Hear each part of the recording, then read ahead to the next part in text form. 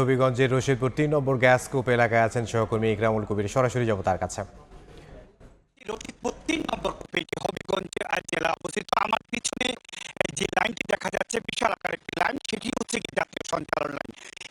এই রশিদপুর গ্যাস ক্ষেত্র থেকে শুরু করে সিলেট অঞ্চলে যে সমস্ত গ্যাস রঙের সেই লাইনটি দিয়েই এই রশিদপুর ৩ নম্বর গ্যাস কূপ থেকে ৮০ লক্ষ ঘনফুট গ্যাস সকাল 11:30টায় জাতীয় সঞ্চালন লাইনে সরবরাহ করা হয়েছে এবং মোটামুটি বলা যায় এই পর্যন্ত খুবই নিরবিচ্ছিন্ন গ্যাস এখান থেকে যাচ্ছে এই এবং গতকালকে রাতে 9:30টার দিকে এই গ্যাস কূপের যে গ্যাস ৮০ লক্ষ ঘনফুট গ্যাস রয়েছে তা পুনরায় নিশ্চিত করা হয়েছে এবং ৫ সেপ্টেম্বর প্রথম এই গ্যাস কূপ জানান দেয় যে এই গ্যাস কূপে গ্যাস রয়েছে।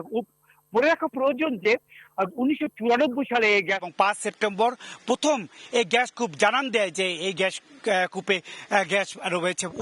বলে রাখা প্রয়োজন যে 1994 সালে এই গ্যাস কূপ থেকে গ্যাস আহরণ করা হতো এবং চলতি বছরের প্রথম দিকে এই গ্যাস কূপে অতিরিক্ত পানি চলে আসার কারণে এটি বন্ধ করে পুনরায় খনন করার দায়িত্ব দেওয়া হয় বাপেক্সকে এবং বাপেক্স পুনরায় খনন করে খুব কম সময়ের মধ্যে ২ মাসের মধ্যেই এই কূপ থেকে গ্যাস উত্তোলন করে জাতীয় সঞ্চালন লাইনে সরবরাহে প্রস্তুত করছে। মোট কথা বলা যায় সিলেট গ্যাস ফিল্ড কোম্পানি একটার পর একটা কূপ খনন করে জাতীয় সঞ্চালন লাইনে সরবরাহ করছে। এই পর্যন্ত 14 কোটি 20 লাখ ঘনফুট গ্যাস সরবরাহ করেছে। মোটামুটি এই ছিল রশিদপুর ৩ নম্বর গ্যাস কূপ থেকে যে আজকে ৮০ লাখ ঘনফুট গ্যাস জাতীয় সঞ্চালন লাইনে দেওয়া হয়েছে তার সবশেষ খবর। হবিগঞ্জ থেকে সহকর্মী ইকরামুল কবির।